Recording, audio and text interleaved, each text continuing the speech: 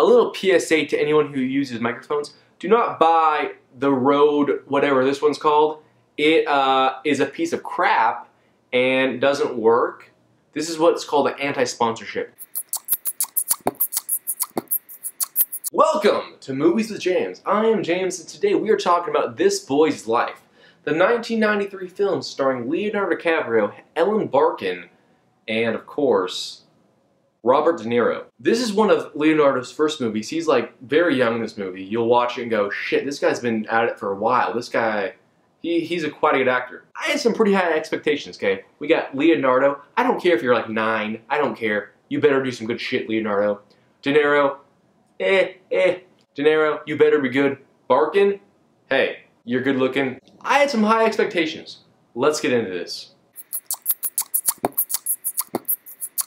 Okay, This Boy's Life scored a 75 on Rotten Tomato. That's a good score. Kind of low for DiCaprio, but also kind of high for DiCaprio. So it's about a classic DiCaprio score. Granted, he is like, 9 in the movie. You know what? He's probably like, 13, 14, 15, 16. But I'm gonna say 9 because he's child looking. Anyway, we got young DiCaprio, young Barkin, young De Niro. What a coincidence, everyone in this movie is younger than they were today. Crazy. I saw this flick, I'm like, have I seen this before? I haven't. Kind of looks like, Boyhood. I watched it, and I enjoyed it, but I enjoy most movies, so that's not that good of a, statement. It takes place in 1950, which I feel kind of ruins the story. They could have made it more modern, but it probably saves production value a lot, I think, with technology and such. I don't know. Alright, let's talk about the goods of this movie. What did I enjoy about this movie? A lot of it, actually. Ellen Barkin, I was a big fan of her in Ocean's 13. I thought she did a great job. I'm like, you know what? I'm kind of into the older chick. I wonder what she looks like when she's younger. Probably even better. False. I think Ellen Barkin looked a lot better in Ocean's 13 than she did in this movie. Maybe she got old, and while she got old, she's like, you know what? I'm gonna do some plastic surgery. And she got that plastic surgery, and it made her look a lot better. But I don't know. Anyway. This movie basically follows Leonardo DiCaprio, who has a mom who's single, who kind of jumps from city to city, finding new husbands and whatnot. Anyway, she finds Robert De Niro, and they settle down in some place in Washington, and they have a life. Ergo, this boy's life. They enjoy it, but then they don't. But then they do, but then they don't. It's basically this boy's life. The goods of this movie really kind of fall down to De Niro being a good actor, Leonardo being a good actor. That's about it. The bads of this movie, there's a lot of bad stuff. Number one, there's a scene where they're drifting a car that's from the 1950s. You can't, good luck drifting a car from the 1950s. It's very difficult, not easy to do. So basically this movie's about, Leonardo DiCaprio and his mom who kind of jump from town to town, eventually ending up with Robert De Niro, and they get married and have a life. Anyway, they end up moving to Seattle. Before Seattle, Leonardo and his mom were very friendly. Mom, I love you. I love you too, honey. I love you more. I love you more. They're very, very affectionate. Anyway, they moved to Seattle, and I'm from Seattle. Well, I'm kind of from Seattle. People from Seattle kind of say they're from Seattle, but I'm really from, outskirts Seattle. He moves to Seattle, and it just fucks him up. He's smoking cigarettes, he's doing his hair like a douchebag, he's wearing these bomber jackets, he's out of control. Ellen befriends De Niro. De Niro's like, hey, you want to come to my creepy cabin up in, the woods? I'd love to come to your creepy cabin up in the woods, says Ellen. They end up there. Robert De Niro in the movie, he's a kind of a very manly man. He's into drinking whiskey, smoking cigarettes. He's also very into Boy Scouts.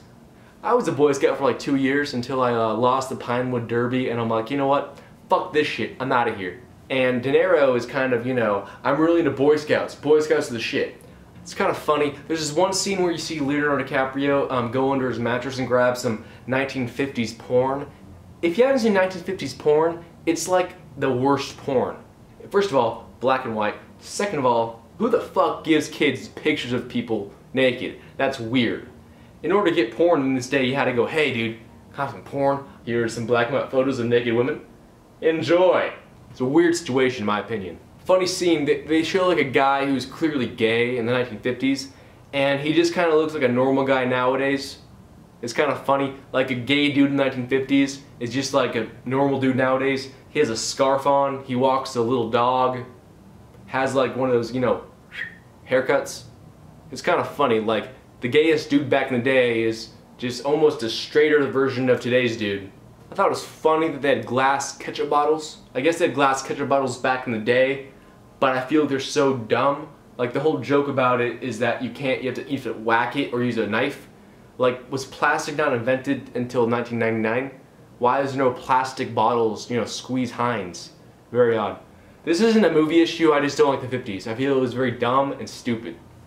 Since it's the 1950s, the mom's like, hey, I gave you $200 for tuition. He's like, thanks mom, $200 for tuition, that's so much money. I'm like, that's not even a book. Thanks mom, you bought maybe half a book for one semester of 5 classes. Thanks mom, that's nothing. You're the worst mom ever, you give me no money, I need a lot more than $200. Okay, last thing, they eat a lot of bread in the 50s. Like, you'll have dinner and there'll be a stack of like bread. I'm down for that. Personally, I'm more of a ketogenic kind of guy, but you know what? Bring the carbs, let's do it.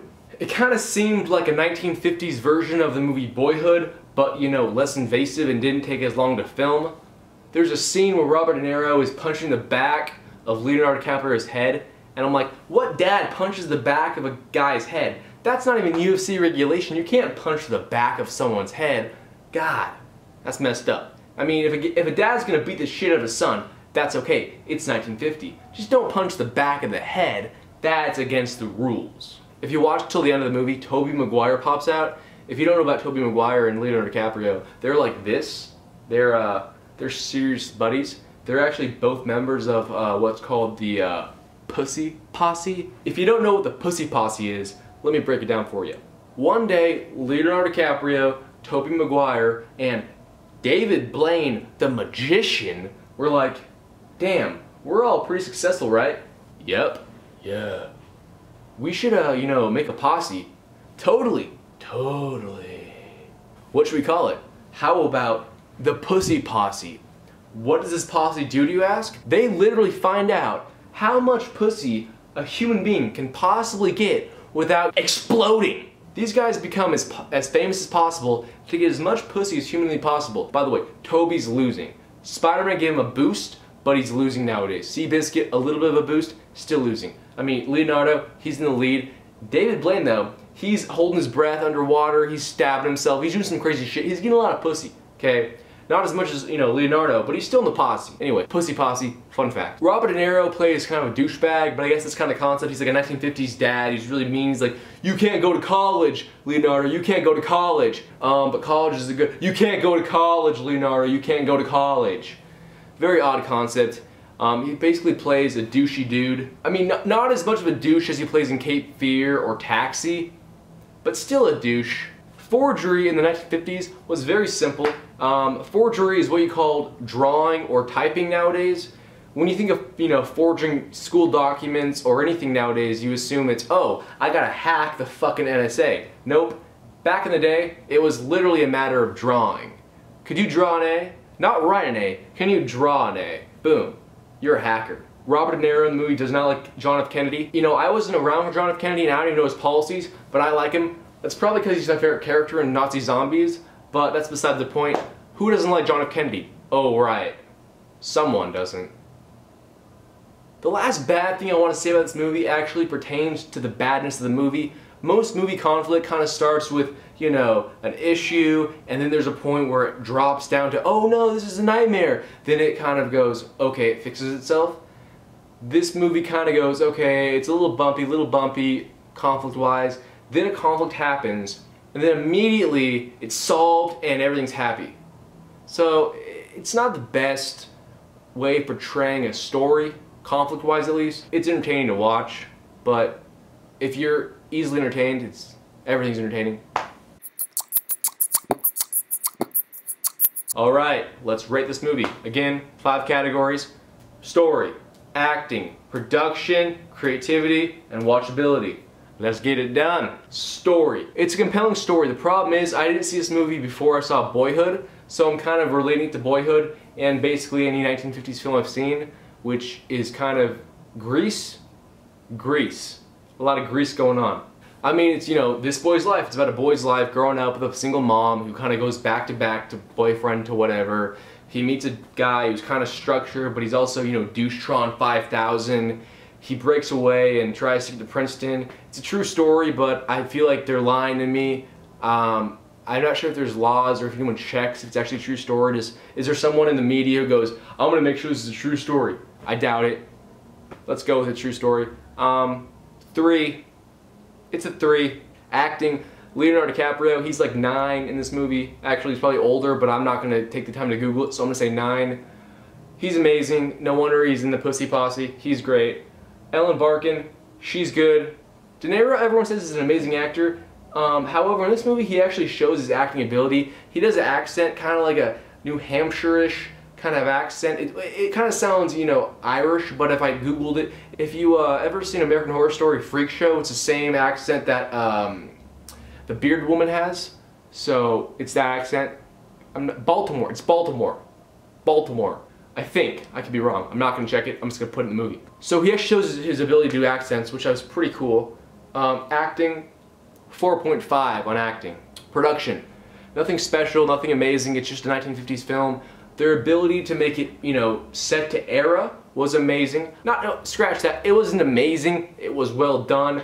I'm from Seattle, and I know what it looks like, but I've never seen it in the 1950s because I wasn't born yet. I wasn't even conceived yet. My parents weren't even conceived yet. Shit, that was a long time ago. Anyway, they played close attention to set design and era continuity. I think, according to my eyes, it was well done. But again, I have no idea. It seems like 1950s, but they easily could have drinking a, you know, Fanta, and I would have been like, okay, Fanta was around. They could have used an iPhone, and I wouldn't question it. I'm not very observant. I'm just gonna give them a 3.5 off the top of my head. All right, creativity. Pretty creative 1950s film. I don't see a lot of movies based in the 50s except for, you know, Grease. It's not that crazy. It's the boy's life. You know, this isn't an alien boy's life. It's not an extraterrestrial creature's existence. It's not, you know, a bug's life. It's just a boy's life. So, I'm going to give it a 2, creativity-wise. Not that creative. Lastly, watchability. It's watchable. It's good to watch. It's something to watch. You want to watch it again and again. But while you're watching it, you're not that compelled. You're just kind of sitting going, wow, this is a different era than I'm used to. Leonardo's pretty young. De Niro's pretty young. Barkin's pretty young and not as attractive as she is when she's older. That's weird. So I'm going to give it a 3. It's watchable, but that's just because I was, you know, in a watching mood. Plus, I like to stare at screens. So it's a 3. 3 plus 4.5 plus 3.5 plus 2 plus 3. 16. 16 times 4 to get a square root of 100. I thought about this before, don't worry. 16 times 4. It's 64. 64! Official score of the movie This Boy's Life is a 64. Rotten Tomato gave it a 75. They always seem to be adding 11 to the score. Well, only in this scenario, but in this scenario they always seem to be adding 11. So, again, Rotten Tomato, keep up, math, science, deductive reasoning, learning. Okay, some final thoughts on this movie. It's actually a pretty interesting movie to watch when it comes to watching movies back in the day. I mean, I didn't know this movie, and I know about a lot of movies. De Niro, didn't know he was in this movie. Barkin, I didn't know she was in any movies when she was actually, you know, reasonably young. Like, Leonardo, I knew he was in movies since she was young, but I didn't know he was in this movie, so that's the information. It's fun to watch that Leonardo DiCaprio acted with De Niro when he was like 9. He probably wasn't 9. A lot of the actual age he was right here, but he probably wasn't 9. But I'm going with it because I don't like to Google stuff unless I have to. If you're a fan of 1950s films, if you're a fan of cigarettes or whiskey or domestic violence, if you like domestic violence, I actually wore a wife beater in commemoration with this movie because it's a lot of domestic violence abuse and such. Check it out. It's on HBO Go. This has been a fun episode of Movies with James. I'd appreciate if you like, comment, share, and subscribe. I gotta go. I'm tired, and actually I'm probably gonna watch the movie, but